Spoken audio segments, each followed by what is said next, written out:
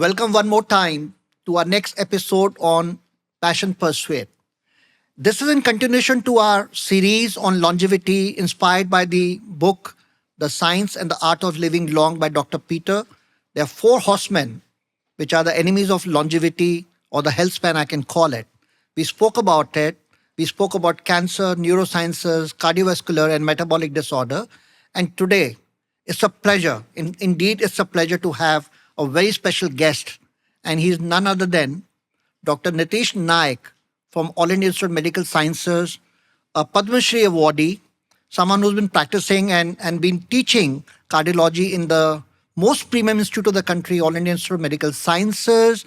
I was talking to him and he was mentioning on an average in a single day, he sees roughly about 100 patients in a single OPD, does anywhere between 10 to 12 cath lab procedures, and you're taught cardiology to a little more than 250 students. He's authored 3 books. He's published more than 200 research papers. And I was talking and I was checking with him and he said probably 500,000 blocked arteries that he has seen all his life. So ladies and gentlemen, one side I can confirm you, we're going to talk to our guest, Dr. Nitish, who has seen more blocked arteries than the more blocked calendars. So welcome, Dr. Nitish. Welcome to the podcast. Thank What you. a pleasure to have you here with us. You know, in my own way, I like to say, I say this to all the doctors that I interact with them. I say, you're truly the angel of the divine. So we are blessed to have you on the podcast. So Dr. Nitish, to start with, you deal with type A patients, right? So you prefer to see someone who's 55-year-old or someone 35-year-old, and you categorize him as a category or a patient A category. Yes, so we see both type of people. We see the very driven, the very motivated, and the very energetic people who are, trying to get the most out of every minute of their lives.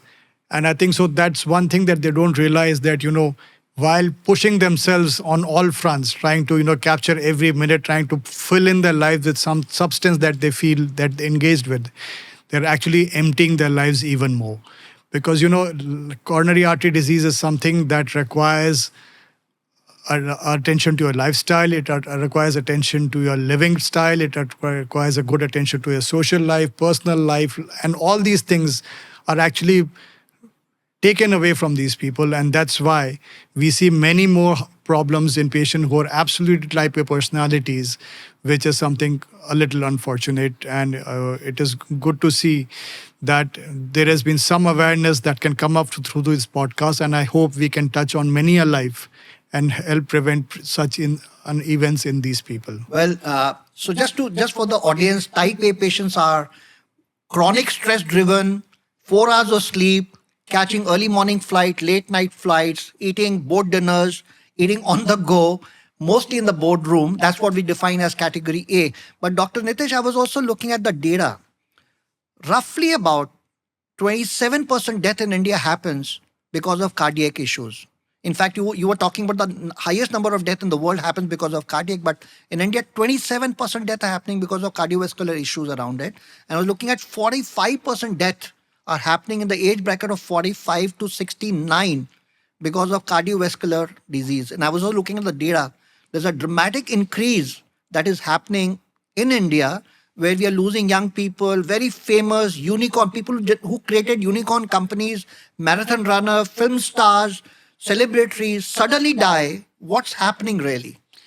See, this is actually a web of diseases. To understand that cardiovascular diseases are the most important cause of death across the world and even more so in India, because when you look at cardiovascular diseases, there are many things that drive this epidemic, so to say.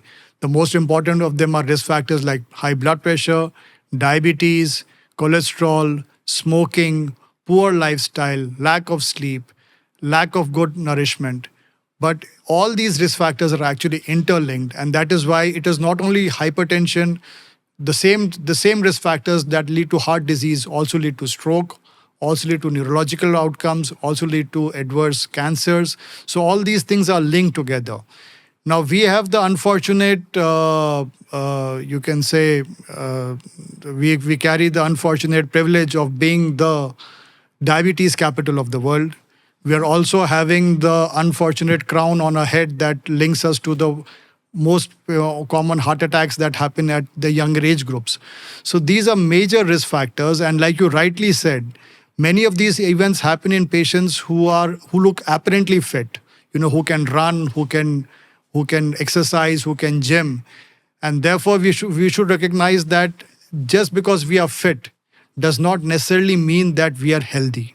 And there are many things that drive this adverse risk profile, and recognizing and preventing them can prevent many unfortunate events. Sure. So we'll focus more, and also from a data perspective, when we do the research, we come to conclusion that only roughly about 7% people in India live beyond the age of 65. So coming back to the cardiovascular challenges or the heart health issues that we are facing, what are the major trends or a shift in the trend that you have observed over the period of time? What has changed so dramatically that we are becoming the world capital of cardiovascular challenges here?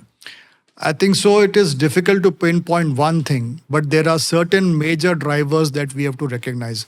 Our built environment has worked against us because lack of access to to public areas, to play areas for children, have being hooked onto social media rather than being playing active outdoors has a major role to play. That's factor number one, because that has been related to poor longevity in areas where you don't have access to such areas of playing and for outdoor activity.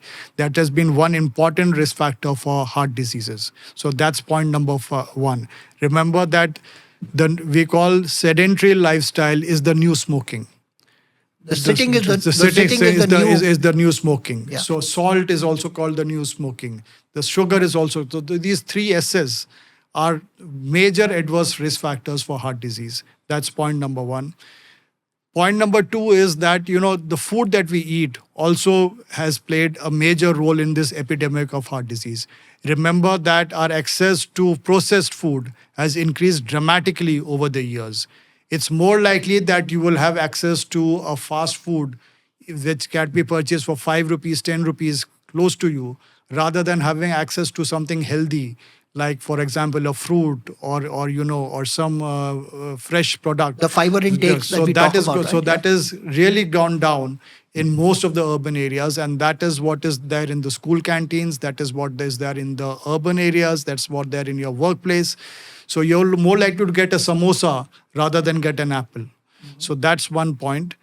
The third point that we feel that has worked against us is relating to the lack of physical activity on an everyday basis. You are commuting only by cars, by transport, not using any personal vehicles, which was used every day, which has completely gone out of the picture. And lastly, what has happened also is that obesity has come up in a big way, and this has led to an epidemic of heart disease as well. You also touched upon, Dr. Nitish, you also spoke about lack of sleep and the chronic stress. It's not the stress, it's the chronic stress that we continuously living and we don't know how to cope up with that. What is the correlation with sleep and chronic stress? See, sleep is one of the major drivers for many vascular events, because unless you're getting appropriate sleep, unless you're getting that time in which you can tune off your body and get that adequate time to recoup and recover, your body is not ready for the next day. And it has been shown in umpteen number of research studies that when you are sleeping less than 6 hours a day, you are letting the sympathetic system, the main driving force for many of these adverse events, go unregulated. The balance between the sympathetic system and the parasympathetic system goes haywire. And this leads to an increase in many bodily parameters that has been associated with cardiovascular events. So can you just simplify this for the audience here? Because sometimes we may be very technical terms. So can you just simplify for a layman who working, when you say parasympathetic system means what? So what happens is we have a balance of two major systems in the body that regulate our heart rate, that regulate our blood pressure, that regulates our body tone, muscle tone, sleep, everything. Sure. So these balances are called, one is the sympathetic system. That is the system that is used when you fight, when you are doing something physically active. So that is the sympathetic system. And the parasympathetic system is the system that works, that does just the opposite. It brings your heart rate down, it brings your blood pressure down. And this balance between the two systems is what keeps us fit and going. And the only way the system gets renovated, rejuvenated is when we sleep. And when the sleep cycle is reduced to below a certain amount, which is 4 to 6 hours, 4 hours or 5 hours, then the system does not rejuvenate. And therefore, this leads to an increase in adverse events. Especially, this is important for people who break their sleep cycle. The people who are night shift workers, who are working long nights, who are they are sleeping during the day. Even a reversal of the sleep cycle has been associated with adverse cardiovascular events. So it's important for all of us to have a regulated sleep cycle, a regulated time, because this works against us in the long run. Sure, I understand. So certain professions you can't do much, right? I mean, if you're in a certain profession of flying or in hospitality, you have to work night shift, but you take a break. But what about this? There seems to be a fad right now. मतलब एक fashion statement बन गया है कि मैं रात को 12 बजे सोता हूँ और सुबह मैं 8 बजे तक सोता हूँ तो मेरे 6 घंटे पूरे हो जाते हैं. What is your view on this whole cycle of sleep? See, sleep cycle is related to what you call the circadian rhythm. Yes. There's an internal biological clock that regulates our sleep cycle. That is been there, not only it's there in the entire mammalian kingdom and in the animal kingdom as well. Okay. And this sleep cycle is related to the sun cycle. So because the sunlight, the sun rays, they affect our entire body. This also affects our hormonal systems. So this circadian rhythm has been there with us for ages. So you cannot, play mischief with the system. You can't create an artificial day and an artificial night. You can do it for some time, but you can't create for prolonged periods, which is why if you are breaking the cycle, you're not doing any good to yourself. And this, over a period of time, becomes a chronic stress for the body, and this leads to adverse events that we have talked about. Understood. So you're saying that, like what our parents did, early to bed, early to rise, makes the person healthy, wealthy, and wise. So you're saying that we have to follow, genetically, we have to follow the sleep cycle? Exactly. And what would be as a good cardiologist, what would be your recommendation by what time we must sleep? If I'm a working CXO, I'm a chairman of the board, I'm a high-performing executive, I'm still young at 40. Well, I mean, you have to rein in all these factors. So I would say still you should be down and out by 10 o'clock and you should be up and about early morning. So what prevents you from catching your 6 hours sleep and being productive early morning, get up at 4, 5, 6, whatever looks appropriate. But, getting up late in the day is something that wouldn't be something that I would at all recommend to any of the people watching this podcast. You highly recommend that, right? Yeah, and what's the role of stress? How stress and sleep are correlated with each other? See, stress is a major driver for poor sleep. And when you carry home stress, when you're looking at ruminating over data in your mind, all these things are something that you don't carry into your bedroom. And that is what is something that leads to poor sleep cycle. It leads to poor, wake hour performance. So all these, stresses have been related to cardiovascular diseases.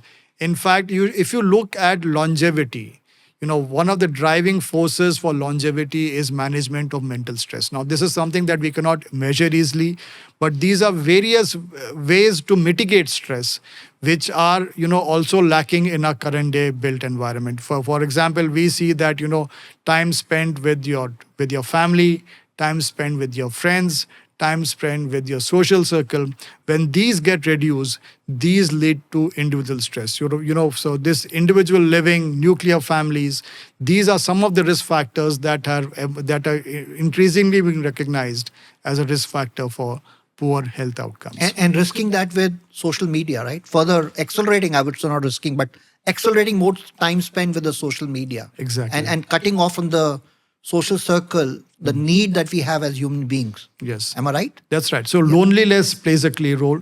People feel that they are more connected if they are using all these social media. They can connect to friends. They can look at what's happening in the other people's lives. They can relate their lives to their lives, and and this is what people feel that they are connected. But I think so they're increasingly disconnected with their friends because they do not have a social circle around them.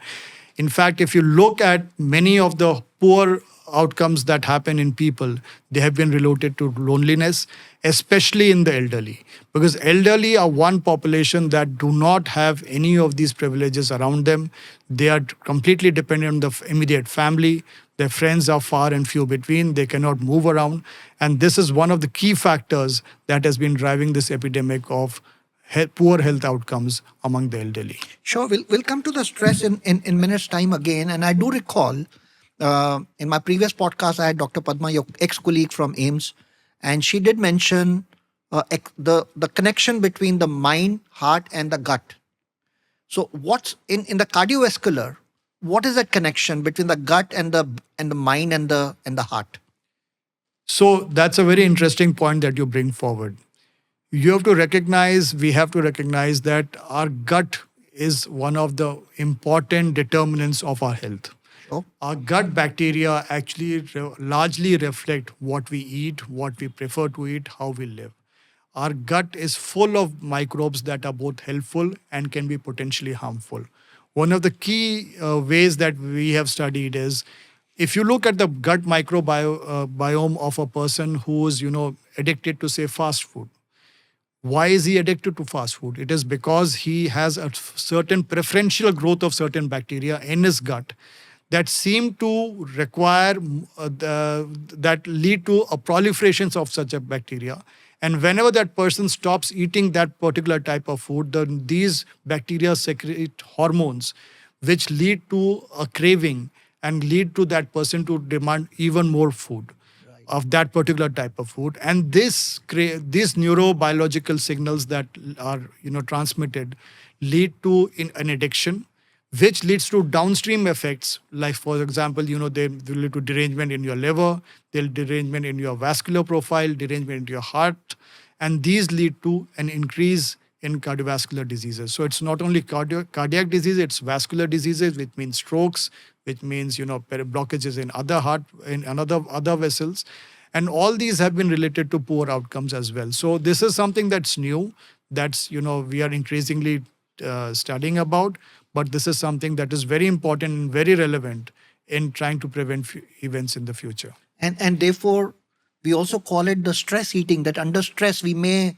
consume the food for which we are more craving, right? And That's that can right. accelerate the bad health for the gut.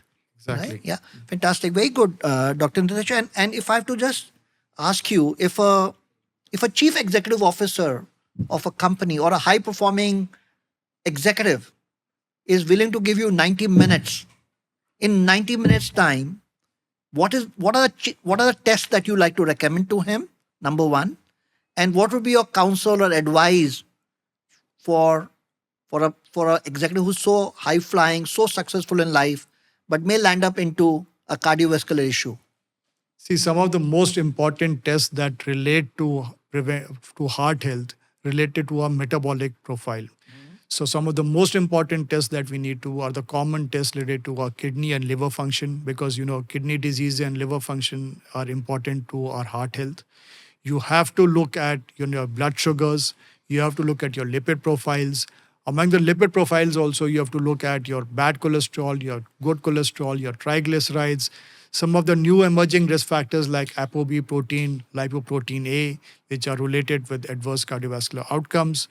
Plus, you have to look at all your physical function tests. For example, your blood pressure. You have to look at you may have to do your echo and ECG, because these are mandatory, I would say, for a person who's living an urban lifestyle, because these many problems are silent killers.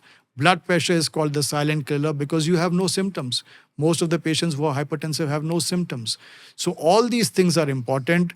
And in addition, depending on what comes out on these tests, further downstream testing may be necessary, because today it is possible to prevent heart disease from happening in the future. We are coming around to a concept that heart diseases are not a disease that happens in the elderly. This is not something that you develop in your 40s and 50s. This is something that you develop actually into your 20s and 30s. Is it 30s? So you can actually address them and prevent and have a life in which you can practically eliminate all these diseases. And therefore, it's important for us to start young, start early, and prevent this scourge in the future. What you're saying is if you want to have a healthy heart at the age of 80, you have to start working on to it at the age of 20s. Am I right? That's right. Now let's go step by step. I know this may be repetitive question, but let's go step by step. What is that you like to recommend to a teenage guy who's not teenage, but exactly someone who's a girl or a boy who's now touching 2021? What are the 3 or 4 things you will highly recommend? I know you'll have a list to recommend, but something easy to do and non-negotiable. What is that you recommend? So I would say first is stay fit, eat wisely, exercise regularly, and know your numbers. I would like to narrate one, thing about the cholesterol hypothesis. We are so hooked on to social media, and unfortunately, social media has a lot of myths built around cholesterol. And I think so, to be fair, all these myths relate to the fact that, cholesterol is not important, cholesterol does not matter, and we can, ignore it. I would just like for people to understand and think back, what is the normal cholesterol level of a newborn? It is in the 30s and 40s. The bad cholesterol, LDL cholesterol, is in the 30s. What is the LDL cholesterol of a person who's not exposed to processed food? It is again in the 30s and 40s. The person who's not eating processed food. Processed food. Let's look at an animal who eats only red meat. Let's look at a tiger. What's his LDL cholesterol? No idea. 30s and 40s. 30s and 40s. What is the LDL cholesterol of an animal who eats only carbohydrates? Let's look at the example of an elephant. Let's look at the example of a horse. He eats only carbs. What's his LDL cholesterol? In the same range. Again, 30s and 40s. So they all are, similar animals who are eating similar food, but natural food. So look at the animal of an urban Indian. Not an urban Indian, any urban person. It is 100. So we have to recognize that our food, our dietary habits, our lifestyle is completely working against us. And that is what our youngsters should recognize, that it is possible with their lifestyle alone to largely prevent any heart disease from happening. And that is a very important message to give to them, because with your own efforts, you can prevent heart disease from happening in the future. But given the fact that in the environment that we live, in the lifestyle that we lead, if that's not really happening, we have to be addressing each and of these numbers, because then we can make a material difference to our lives. We do not want people to come to us for their blocked arteries. We want people to live healthily without a cardiologist. And the only way you can make it happen is paying personal attention to yourself. And in this era of precision medicine, it is something that we can individually address and achieve within the next few years. So you said stay fit. Stay fit means stay physically active, do your weight trainings, do your walk, sleep well, and eat good food. That's right. Okay. What else is stay fit? Stay fit is also meaning that you live healthily. And what does it meaning healthily live? Means you need to look at your lifestyle as a whole. You have to look how many hours you work, how many hours you sleep, how you interact with your friends, how do you have a social circle around you? Are you meeting people? Are you having a life beyond your profession? All these things, these things look small, but they're actually important for our overall health. And this is where, we get it wrong. In fact, in the book that I was reading about Dr. Peter, the Science and Art of Living Longer, he talks about the love in the relationship, So does anger have a role to play? Yes. Okay, Anger. let's talk about it, because in today's working life, in office, you see bosses who are just snapping at you. They're just getting angry. I call them, I call them what I call hopping from one conference call to the other, one video call to the other. What's your take on that? People who are getting angry at workplace, shouting, yelling, using abusive language. What's your take on their cardiac health? So we did a very interesting study in which we looked at patients who had heart problems, who had got an implanted device. Now this device measures your heart arrhythmias. That means these heart arrhythmias are abnormal heartbeats that come up when you are either stressed or when you have or physical disease. Anger coming up, Anger right? coming. So this device helps to actually map each and every arrhythmia that means abnormal heartbeat that happens due to so many reasons. And one of the important measurements we did was we gave these some patients some form of yoga and meditation and counseling, because yoga is a way of life. It's not only exercises but also meditation. It is calming your mind, it's breathing practices, pranayams, a lot of it. It's a way of life. So we gave a group in which they practiced active yoga, and we gave in another group we gave them usual care. And what we could clearly show was that in patients who used yoga as an adjunct, there was a reduction in the arrhythmia burden. So it is there to see that calming your mind plays an important role in preventing heart arrhythmias. This there are many other examples of this in life as well. We use this procedure for patients who have abnormal heartbeat by cutting out a trunk which we call the sympathetic trunk. The sympathetic trunk is the trunk that releases adrenaline, releases noradrenaline. These are hormones that cause heart arrhythmias. So when you cut off the trunk, actually you reduce the burden of heart arrhythmias. So what yoga did was like a surgical cutting of this trunk. Like so these inducing calmness, right? inducing calmness. So we have to recognize all these things are, this is the brain heart axis. When your brain is unstable, when your brain is in turmoil, your heart and body will be in turmoil. And how can you train your mind? It has to be done through so many ways.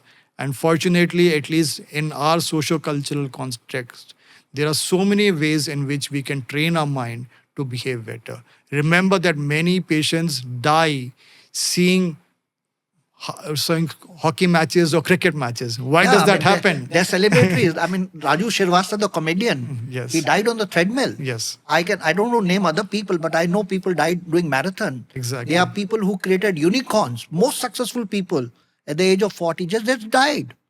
Yeah, so stress has a major role to play. It's something that we cannot measure very well, but something that needs to be addressed because they are playing havoc with our lives.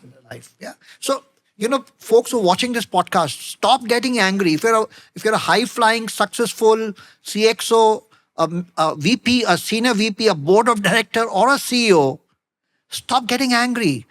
Live life in more harmony about it. You can still be impatient about it, but you must know we must train our mind to stay calm, and we can still be assertive about it. That's what I hear you say. And there's research, by the way. So it's not me saying, it's not Dr. Nitish talking something from fiction. It's a research that they did in All India Institute of Medical Sciences that he's mentioning about it. Dr. Nitish, I'll be keen to get a research paper. Maybe we can share that with the people on the Certainly. on the social media that we're going to go live on this. But tell me one more thing. I'm just curious to know.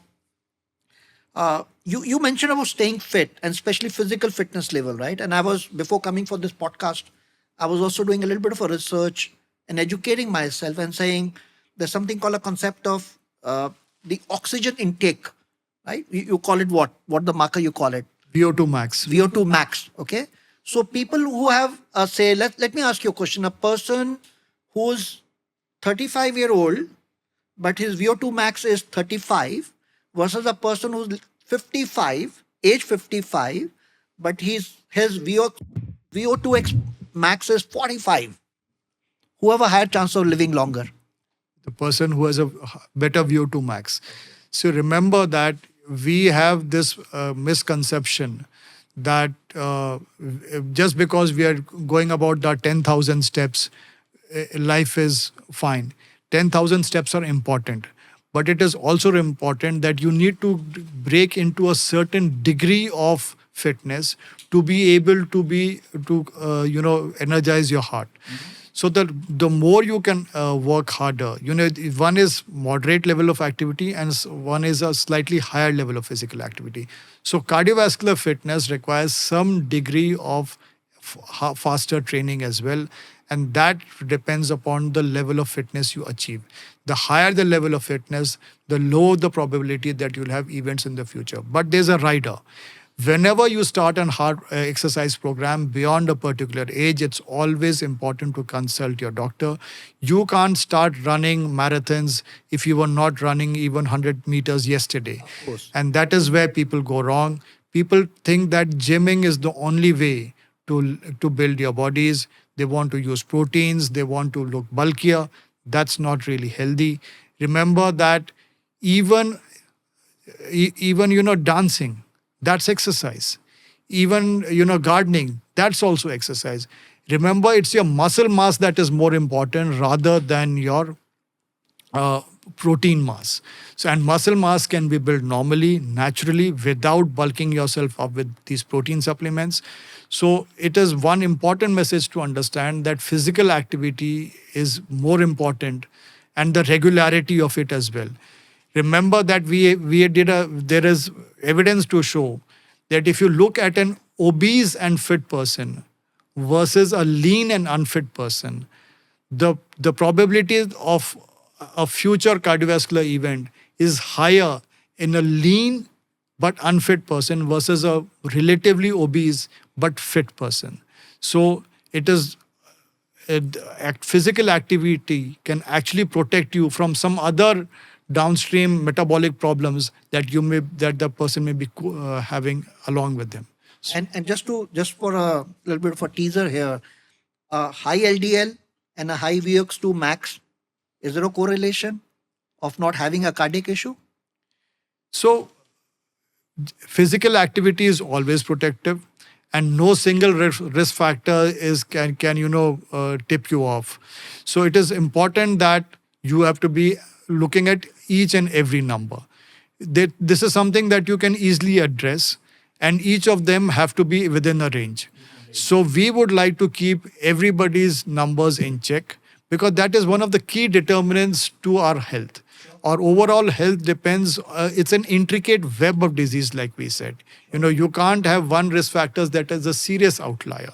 So all has to be within a particular range. But at the same time, it is reassuring to see that it is lifestyle that trumps everything. Remember that although in India, we are having a surge of heart diseases, a surge of metabolic diseases, in many countries around the world, heart diseases are on the decline.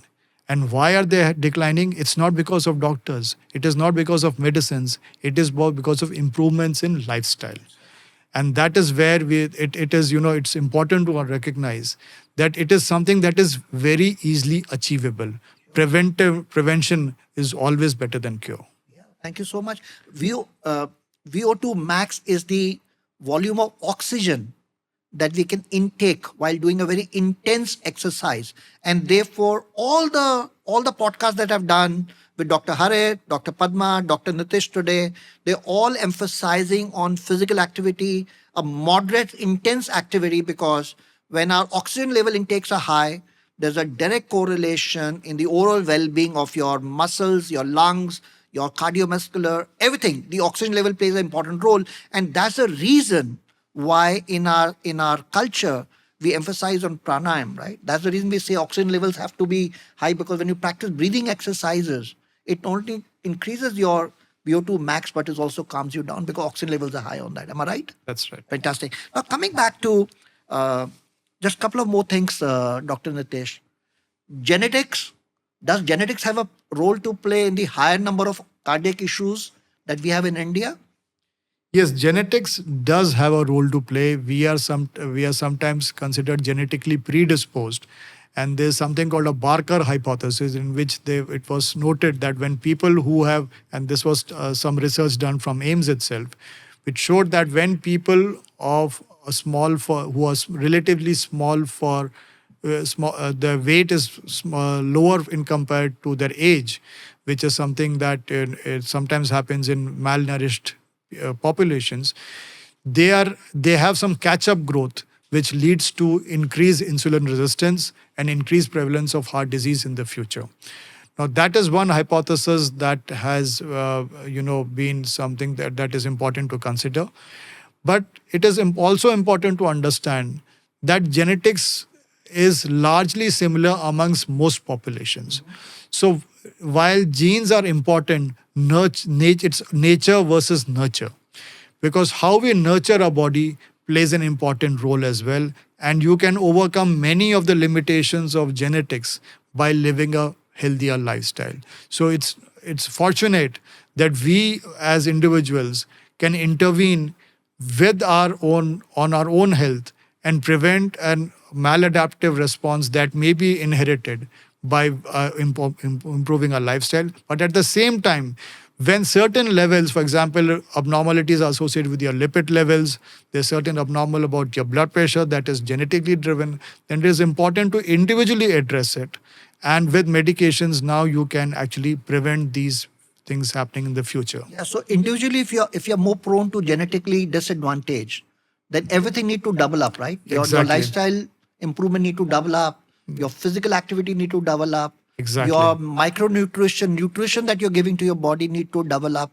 So everything need to double up in case you have a genetic issue. That's right. So that is the role of precision medicine, because when you have an individual problem that is unique to you, you don't have to feel sorry for yourself that I can't do anything. You can address it individually, and it is reversible.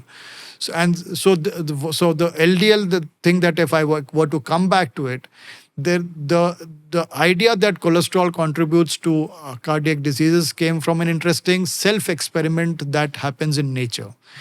There are certain populations who are born with a genetic disorder in which the bad cholesterol, the LDL cholesterol levels are ultra low. They are less than 10, 5 or something. And these people never have heart disease in their entire lifespan. But on the other hand, there are certain children who are born with a genetic disorder in which the LDL cholesterols are sky high. They're 200, 300. And these people develop premature heart disease. So it's important to understand, therefore, that in each of these instances, you can prevent that event that may happen in the future by individually looking at it, acting upon it, and treating it. Remember that many of the people who perform tests today just do tests and tests and tests, but they don't act upon it. It's important that when you have a report that's not standing in your favor, you need to act upon it, because unless you individually act upon it, there's no point repeating tests and tests, because you're doing nothing about it. I totally agree with you. Application of knowledge, application of awareness is so much important in prevention. But Dr. Nitish, coming back to my 2-3 last, part of the thing that I want to talk to you today, from a prevention point of view, I asked you this earlier, but maybe I'd like to go a little more slow and say in prevention, if you have an executive who's age 40, you have an executive who's age 50, 60, would you recommend the same test? And if yes, which are those 3 or 4 tests other than the blood profile? Which are the other tests like CT? Angio-CT is highly recommended, or at what age do you recommend a CT angio? Now, CT scans have become an important adjunctive tool for assessing the risk of an individual, because there are 2 things that we look into these things. We look at the calcium score, and we can also perform a CT angio. Now, this is something that science is still progressing, and we have not heard the last word on it. But CT scans have become a very important tool in assessing the risk of future events. Now, they do come with some concerns that there is radiation. What if this causes certain harm? But right now, they are being used within the ambit of scientific research or when individually indicated. So there are very interesting issues on this. So if your calcium score, supposing, comes out to be 0, then it generally indicates that the risk of heart disease is very low. So, and therefore, if these scores are repeated, say twice at an interval of few years, and they remain 0, then it sort of means that your body is doing well, and the probability of having cardiac events in the future seems quite low. On the other hand, if a person who is completely asymptomatic, doesn't have any symptoms, he doesn't have any problems whatsoever, he's a 40-year-old and his CT calcium scores are very high, then this indicates that there's something amiss. Even though he has no symptoms, he warrants further investigation, which may including either stress tests or even an angiogram. But at the same time, we should also recognize that just because you have blockages in your heart arteries, it doesn't mean that all hell has broken loose and you're going to have a heart attack just the next hour. So that is a word of caution we should recognize, that that way God has been kind, nature has been even more considerate, and we can prevent events even if we have some mild blockages in our heart arteries by using many medications. And I'm sure in the future there'll be a whole lot of further thing that we are going to hear on this subject. Science is working on to understanding how many plaques we develop. Should we follow up people who have got mild plaques in the future? Should we give them medicines? Should we give them injections? How frequently we should do that? So this is something that is it's still in the work, you can say in the realm of research, and we will certainly hear a lot more about this in the near future. I'm going to ask you again, and I'm going to emphasize: a healthy person, no cardiac history, 40 years. Do you recommend a CT? Well, like I said, this is something. Yes or no? You recommend or don't recommend? Actually, in medicine, there are no yes or no answers. I'm just pushing you. So if somebody is hard pressed, supposing he has a strong family history of heart problems, Okay. supposing he's a very sedentary person and he has some symptoms, which then it would certainly be something that I would address and say, you please do get a CT scan done. Sure.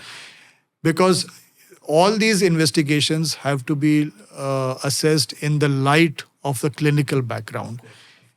Blindly performing tests does not often lead to desired results. But yes, if there's a strong family history of premature heart disease, even if the person has no symptoms, then a CT scan will be warranted. Or will it be fair to say if you have your blood profile results are not up to the mark, or you have a bad family history, or you have a comorbid case, you have a diabetes going on, hypertension going on, your age 40, 45, 50, Yes. would you recommend a CT Yes, to be yeah, done? then a CT would be warranted. The reason I was asking this question is because in the Indian medical protocols, CT is not recommended. But if you look at other countries, the developed countries, CT of the heart is highly recommended as your checkup. It is once a 5 year, right? So, and that's the reason I'm saying. Sometimes I wonder why we are not promoting such a easy to diagnose, not very expensive, affordable.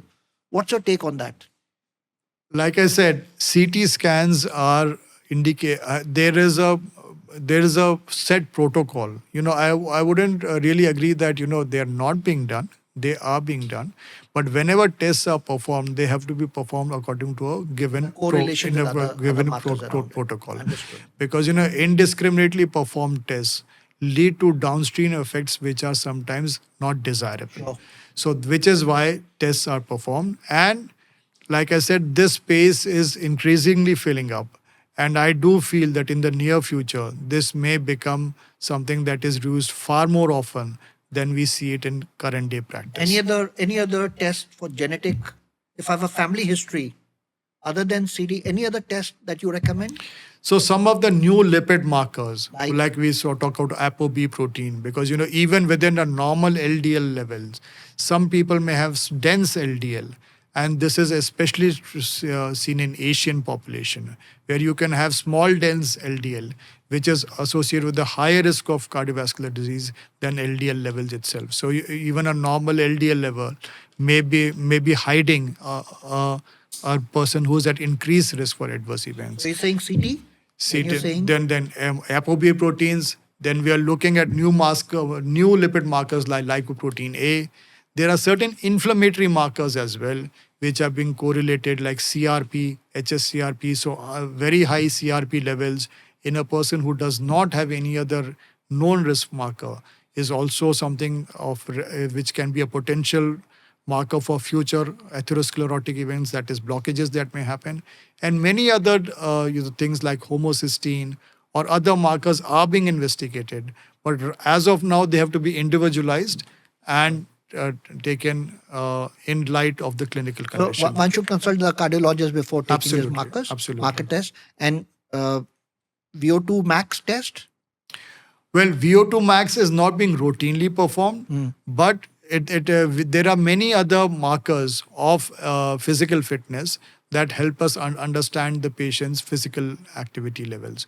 So it's not only aerobic activity, we also look at muscle strengthening activity, because both these things are important to prevent heart diseases. So muscle strengthening is must. That's what we say. The strength training, the weight Strength training. training, exactly. Yeah, people in India don't do much. So it's highly recommended that if you really want to have a good cardio health, weight training, physically having some moderate activity, yoga, Surya Namaskar, whatever is where we have to use the weight to make sure our muscle health is much more healthier than the way it is right now, right? That's right.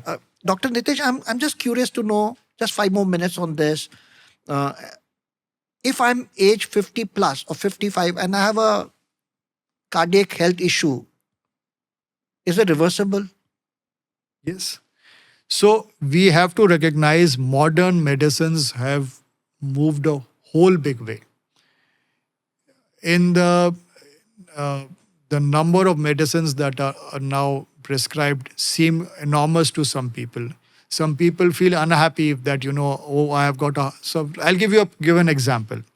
When a person had a weak heart, when I started my training, there were only 3 drugs that you could give them. One was digoxin, one was a diuretic, which is a water pill, and the third we said actually was death, because there was no other drug to give. So these are the 3 Ds of heart failure. Right. But now you have got at least 5 important drugs that can prevent heart failure from happening and progressing. And now you can add many more years of fun, good quality life to these people because of the use of medication. But this requires multiplicity of medicines. And sometimes people fail to understand that why are so many drugs being prescribed. Adherence rates are low because people feel that just because I'm taking a lot of medicines, that maybe they may interact, they may cause problems, and maybe I should not be taking them. So this is something of a myth that we need to bust with people, because many of these medicines act on individual points. For example, there may be some medicine that improves your heart function. There may be some medicine that prevents abnormal heart arrhythmias from happening. So all these drugs act on different pillars, Sure. and we can improve heart outcomes tremendously. A tricky question. If you become the chairman of the Nifty 50, or you become the chairman of a board of directors of a large company, what would you recommend to the CHR or to the CEO for the cardiac health of the employees? So we said, there's a heart's healthy 7.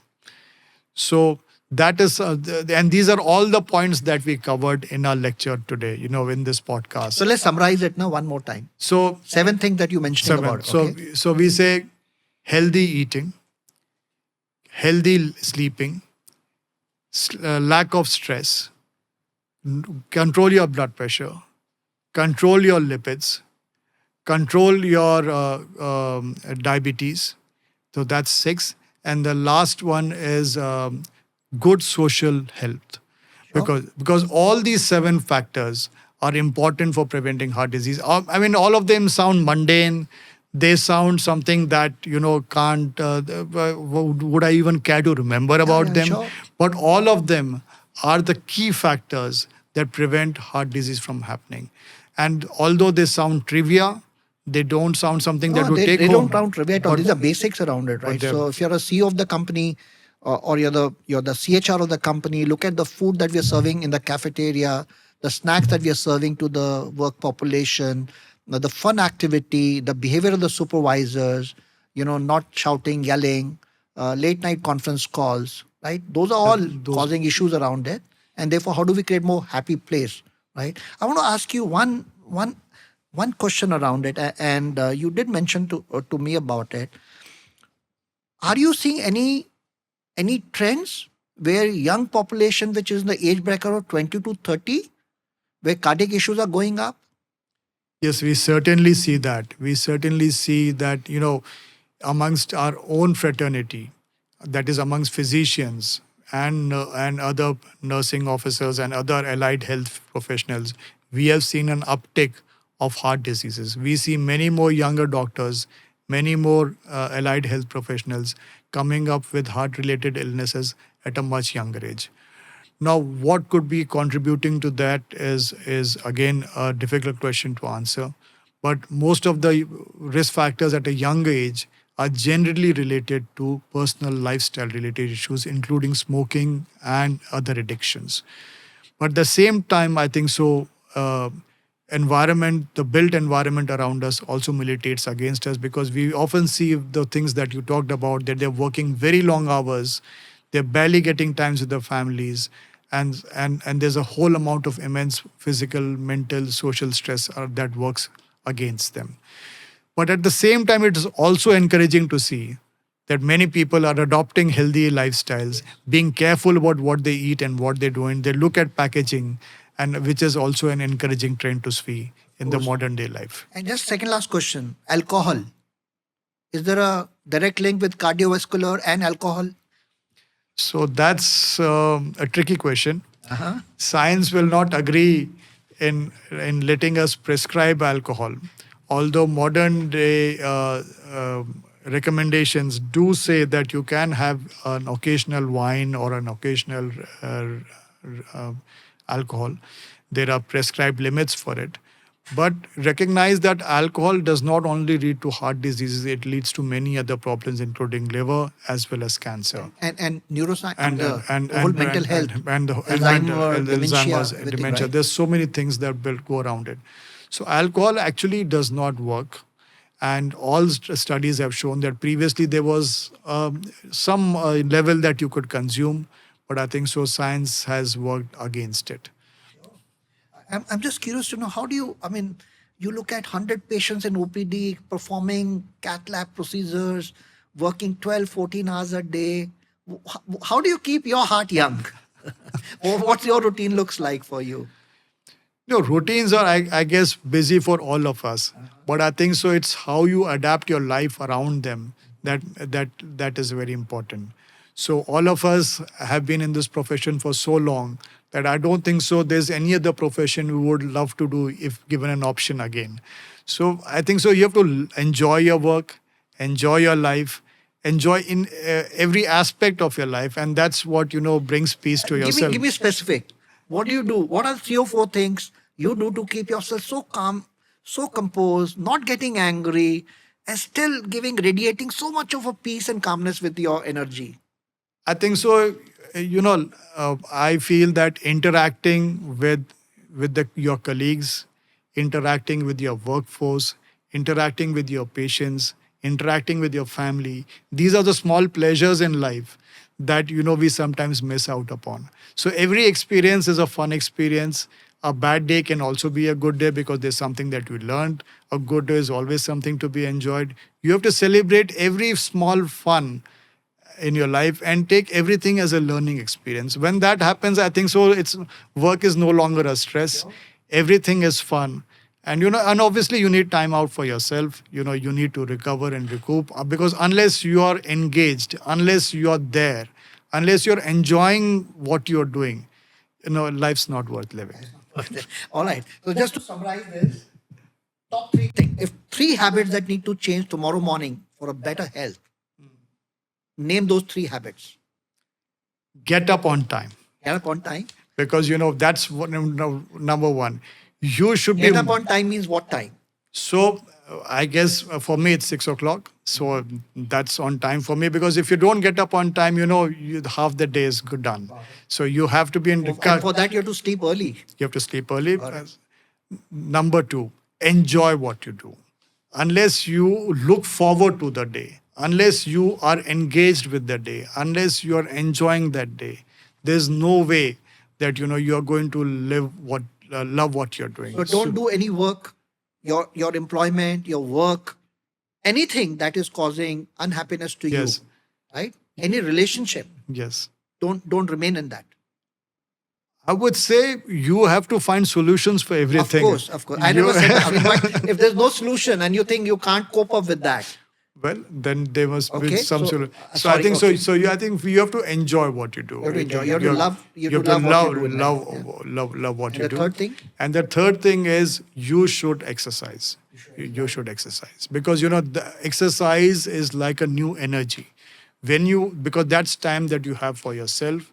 That's time when you reflect and think, and when you are having a tough day, that is exactly the time that you take to recover, recoup, and enjoy yourself. You know what you're talking is Dr. Nitish. There's a very famous author, Dr. Robin Sharma, and he authored a book, 5 a.m. Club, and he talked exactly the same thing. What you're talking about it. I'm so delighted. If there was a position of a chief cardiac officer on the LinkedIn, then I'm sure most of us would have had your recommendation on that side. But what a pleasure to have you on this podcast. I sincerely hope not only that you continue to touch and impacts the life of so many people around you, so many new young cardiologists that you're training yourself, you'll only continue to spread happiness and continue to accumulate more blessing. And I wish this country, this world can be full of more angels like you. Thank you so very much for being here with us today.